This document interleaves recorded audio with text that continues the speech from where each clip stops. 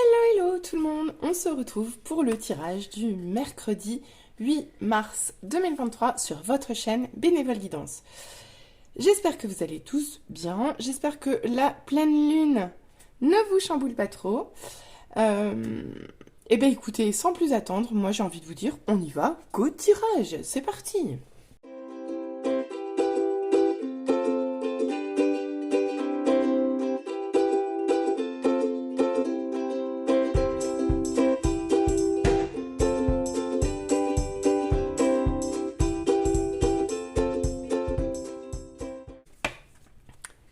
On se retrouve pour l'interprétation. Bon, j'en ai vu quelques-unes sauter. Je crois que toute la première ligne a sauté, sauf la première. Et si je ne me trompe pas, on a 75% d'arcane majeur dans ce tirage. Donc, autant vous dire que c'est un message extrêmement puissant. Et je n'ai pas encore commencé à l'interpréter. Donc, voyons voir, sans plus attendre, ce que ça nous dit. Waouh! Bon. Eh bien écoutez, ici on commence avec un valet de coupe. Donc on vous parle de nouvelles, on vous parle de messages, on vous parle d'enthousiasme, on vous parle de légèreté. Ici, on vous parle d'une idée ou d'une intuition, plutôt d'une intuition d'ailleurs, d'une intuition qui vous enthousiasme, d'une intuition qui vous donne envie d'aller plus loin et qui vous donne envie d'aller donner votre cœur, d'aimer la vie, d'aimer les gens. Après, c'est assez immature hein, comme énergie, on est d'accord, hein, mais c'est quand même un beau message en général. Donc ça commence plutôt bien, on est d'accord. Et autant vous le dire tout de suite, tout le reste, ce sont des arcanes majeures, je les ai vus sauter. On commence avec la mort. Mais c'est bizarre, j'ai fini comme ça hier. Donc, on nous parle bien de quelque chose qui s'achève et quelque chose surtout qui se transforme. Quelque chose qui était devenu trop difficile et qui était devenu... Enfin, c'est une fin inévitable ici. C'est une transformation inévitable. Inévitable. Il fallait que ça s'arrête pour renaître, mais il fallait que ça s'arrête. Ensuite, on nous dit quoi? Avec la suivante, on a l'impératrice. Bon, l'impératrice, c'est la mère par excellence, quoi. C'est la Vierge Marie, enfin, moi, je l'associe à la Vierge Marie ici, quoi. Même si, à la base, ce tarot-là est pas du tout axé biblique, autant vous dire que moi, je l'associe, cette carte, surtout dans ce jeu-là, à la Vierge Marie, quoi. Ici, c'est la mère par excellence. C'est l'amour, c'est la bienveillance, c'est le cocon. C'est la gestation, c'est la mère de toute chose. Voilà, c'est ça, c'est la mère de toute chose. Voilà. Donc, bon, ça fait beaucoup d'énergie hyper puissante. Ok. Bon, tous ces jours derniers, je vous ai dit qu'on était en période de fin de cycle. Bah là, la fin de cycle, c'est terminé, quoi. Ici, on finit avec le monde. Donc le monde, c'est l'ouverture, c'est l'aboutissement, c'est l'accomplissement, c'est le bonheur, c'est l'atteinte aussi de vos objectifs en fait. Donc c'est une carte juste, c'est la plus belle carte du tarot en fait, il n'y en a pas d'autre. Donc là, vous finissez un cycle, mais vous le finissez victorieux en ayant appris et vous êtes prêts pour de nouvelles aventures, c'est ça. Vous êtes prêts pour de nouvelles aventures. Et avec les amoureux ici placés comme ça, quelque chose me dit que ça parle d'amour. Et là, ça parle pas forcément de choix. Ici, regardez comme ils sont beaux. C'est ni plus ni moins que la belle et la bête, quoi. Et par-delà les apparences, ils s'aiment. J'adore ce jeu. J'adore les cartes. Donc ici, clairement, on nous parle d'amour. Donc si on récapitule cette première ligne, on nous dit quoi? L'espèce de vieille maniaque. On nous dit ici que vous allez peut-être recevoir un message. En tout cas, vous allez recevoir, ou du moins vous allez vous sentir léger, enthousiaste, porté, j'ai envie de dire, porté par un espoir romantique. Oh, c'est beau ça, mais oui, mais c'est tellement ça. Vous allez vous sentir porté par un espoir romantique dans une situation qui doit mourir, mais pour renaître en fait. Et on vous dit bien ici qu'il y a quelque chose qui est en gestation. C'est quelque chose que vous sentez venir, mais que vous ne voyez pas vraiment. Et pour autant, avec le monde, on vous dit qu'il y a des vraies opportunités. On vous dit vraiment qu'il y a un aboutissement dans un parcours quelque part. Et que clairement, ça nous parle d'amour ici. Ça nous parle d'un couple.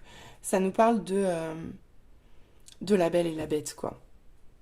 Ou de la bête et la belle, selon qui vous êtes. Ah, j'adore. Bon, alors comme c'est un tirage un peu spécial, vu que c'est un peu la pleine lune, tout ça, et puis que je suis un petit peu plus intuitive actuellement, j'ai un petit peu décidé de changer. On commence quand même par les messages. À la base, je voulais qu'un seul message, mais il y en a deux qui sont sortis. Donc, les messages de la lune pour cette pleine lune qui nous affecte tous, je vous le rappelle. Et quand je vois tout ça, je me dis qu'elle affecte beaucoup plus que ce que je ne le croyais au départ personnellement. Donc, clairement, c'est une pleine lune qui est très révélatrice. Mais après, la pleine lune, ça libère, hein. Et bien là, il y a de très, très, très belles énergies sentimentales qui se libèrent. Clairement. De très belles... Ouais, il y a de beaux sentiments qui naissent, qui renaissent, qui... Bref, il y a de l'amour. Il y a de l'amour dans l'air. Allez, conseil de la lune. Ok. Ici, on vous dit de réfléchir à vos priorités. Donc, avec ce dernier quartier de lune en Verseau, on vous dit de réfléchir à vos priorités. Avec le valet de coupe, je sais pas pourquoi. Ah, je vais quand même poser l'autre, même si j'ai pas encore regardé ce que c'était, parce que je les découvre, pardon, en même temps que vous. Avec le valet de coupe, réfléchissez à vos priorités. J'ai envie de vous dire ici que vous avez peut-être plusieurs propositions, plusieurs messages d'amour, pourquoi pas. Pourquoi pas, ça peut vouloir dire ça pour certains. Et qu'avec cette carte, on vous demande de vous recentrer sur l'essentiel. Vous recentrer sur ce que vous voulez vraiment, sur ce que vous attendez de l'amour, en fait. C'est beau. Avec cette carte, oh purée, dernier quartier de lune en Capricorne, laissez le passé derrière vous. Donc, clairement, c'est étonnant parce que c'était exactement le même message aujourd'hui, ou presque. Ici, on vous demande de laisser mourir le passé. Il y a quelque chose du passé qui doit mourir pour se transformer. Il y a une vraie mort puis renaissance. Aujourd'hui, on a la mort. Hier, on avait le cercueil. Ce sont des cartes tellement similaires. Ici, il y a vraiment quelque chose qui doit mourir pour renaître d'une autre façon, mais de la meilleure des façons qui soit, en fait. Puisqu'ici, c'était inévitable, inéluctable. Inéluctable. Je ne sais pas. À vous de voir comment ça vous parle. En tout cas, ici, c'est très violent, brutal, tout ce que vous voulez. On va continuer avec le conseil, parce que eux, ils ont accepté de m'en donner qu'un. Pas comme la lune, là, qui a voulu m'en donner deux. Alors, voyons voir ce que nous disent les anges gardiens. D'accord. Je suis ton confident. Je suis avec toi à tout moment. Tu peux te confier à moi avec simplicité, dans tes mots. Je vais te comprendre sans te juger. Rien ne me rend plus heureux que d'entendre ta voix, de savoir que tu as besoin de moi. Je sais exactement ce que tu vis et ce que tu ressens. Ne garde pas tes soucis et tes joies à l'intérieur de toi. Parle-moi, je suis là. Donc, qu'est-ce que vous disent les anges gardiens? Je vais décaler, parce que je suis amenée à décaler, forcément. Les anges gardiens vous disent que dans cette renaissance qui est en gestation, si vous ressentez le besoin de parler avec eux, ils sont là, ils vous comprennent, ils vous entendent et ils peuvent également vous aider à supporter aussi cette gestation. Parce faut être honnête, mère de 3 enfants, moi la gestation, je sais ce que c'est. Et c'est pas toujours simple. Donc ici, on vous dit, en cas de difficulté dans cette gestation, vous avez, les guides sont là pour vous aider, pour vous guider. Mais une chose est sûre, c'est que, vous êtes sur la fin, quoi, je sais pas. Allez, on va voir tout de suite avec les conseils akashiques. Qu'est-ce que ça nous dit? Oh.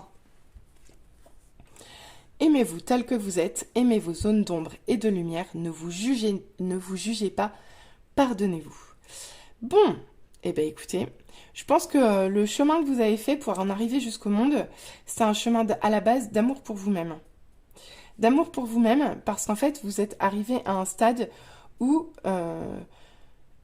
enfin vous vous aimez. Et vous avez appris à vous connaître et vous vous aimez autant vos parts de lumière que vos parts d'ombre. Aujourd'hui, on vous demande de ne pas vous juger, de vous pardonner, d'accepter vos erreurs. C'était le conseil d'il y a quelques jours ou d'hier, je ne sais même plus.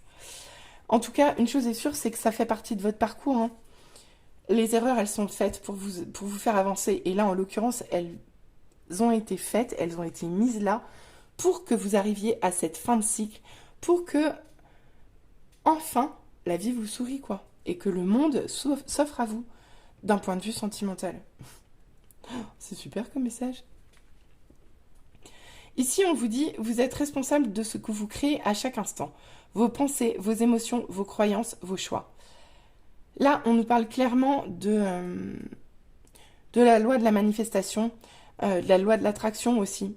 Ici, en fait, on vous fait une petite piqûre de rappel pour vous dire que vos pensées, pardon, quand elles sont négatives, elles attirent à vous du négatif.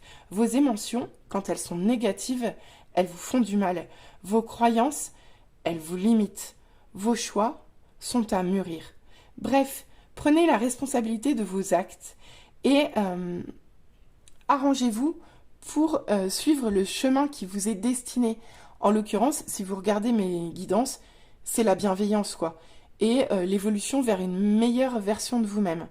Donc, continuez à travailler là-dessus et prenez les choses en main, en fait.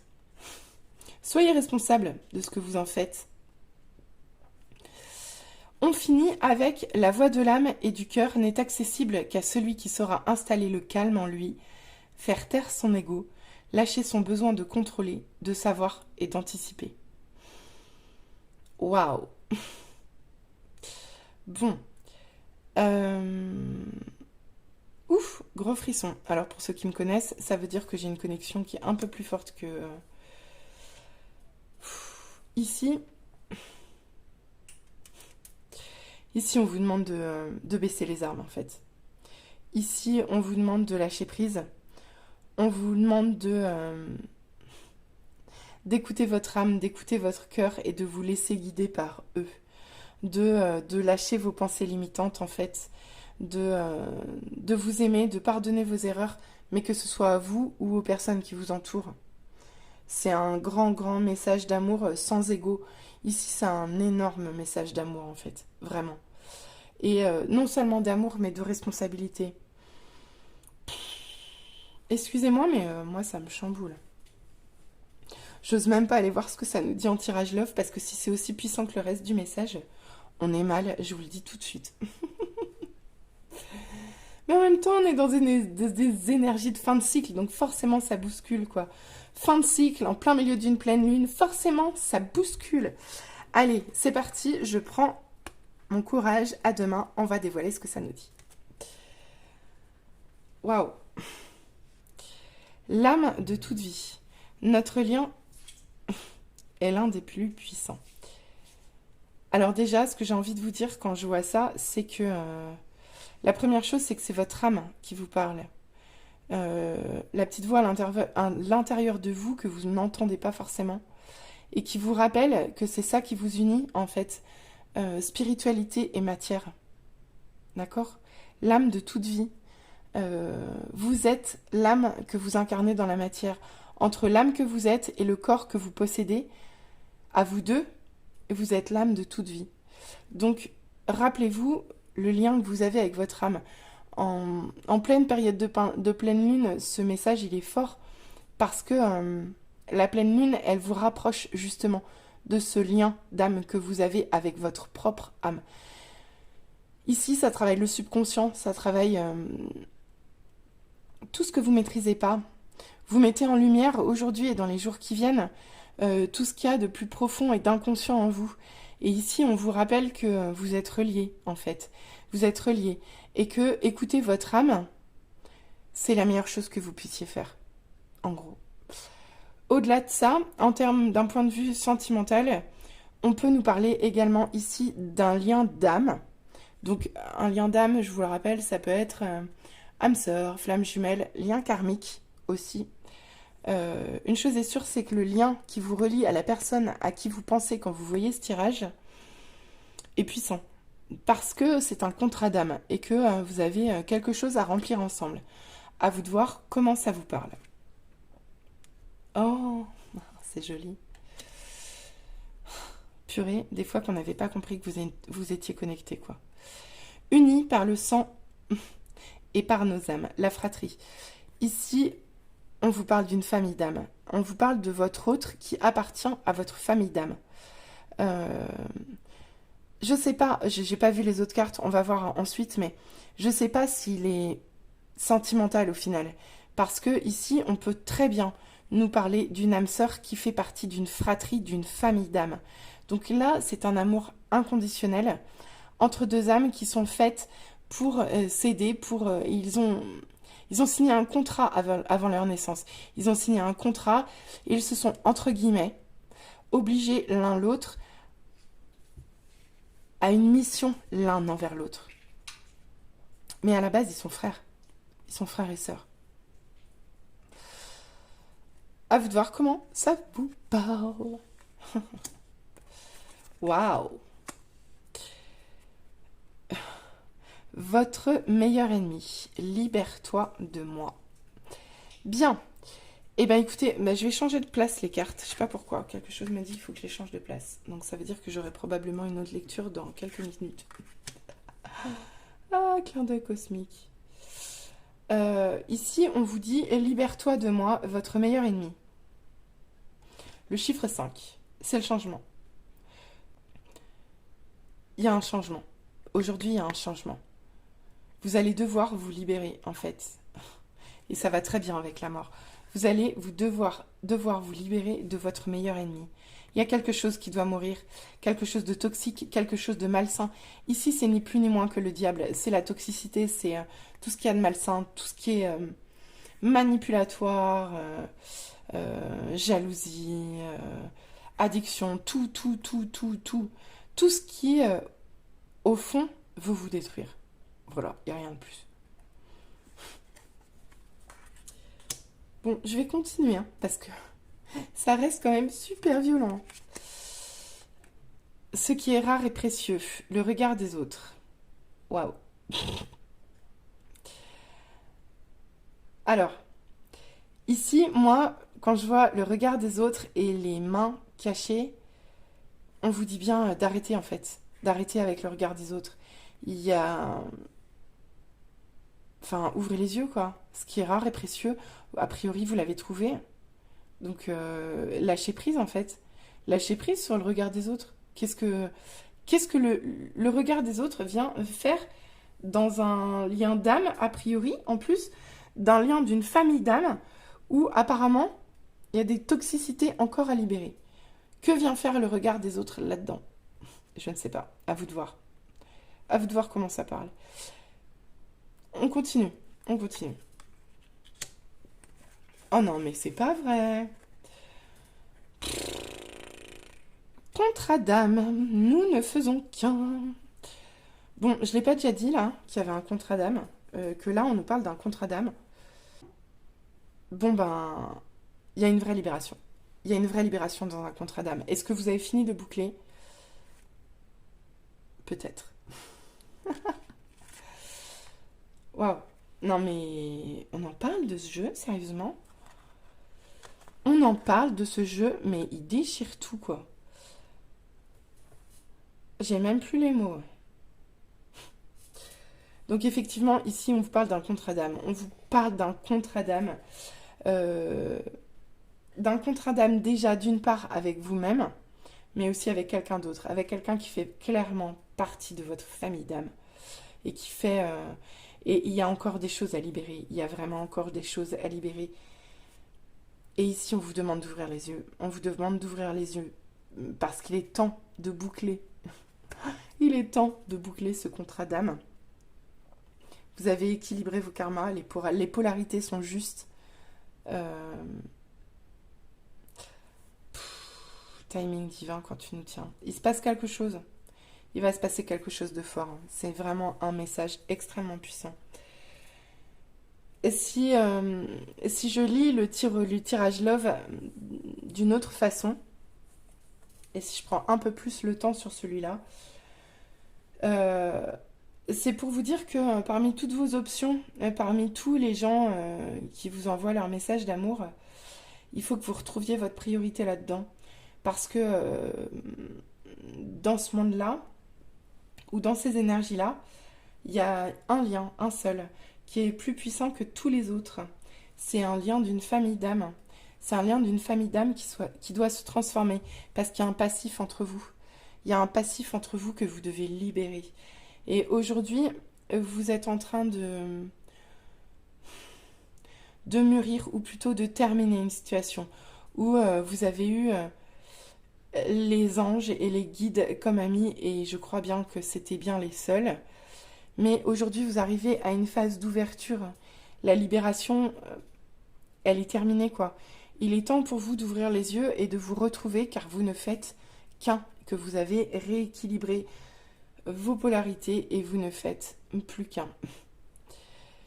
Pardonnez-moi cette émotion dans ma voix, mais ce message, plus que tous les autres, me parle très fort. J'espère qu'il vous parlera autant qu'à moi. Je vous souhaite une très très très très très belle journée. Et n'hésitez pas à revenir vers moi en commentaire, n'hésitez pas à liker, n'hésitez pas à vous abonner. Et pour toute demande de guidance privée, vous trouverez mon adresse mail et tous les réseaux sur lesquels vous pourrez me trouver en barre de description. Je vous souhaite une très très belle fin de cycle à tous et je sais pas pourquoi, probablement une très belle réunion aussi. Allez, bisous à tous, bye bye.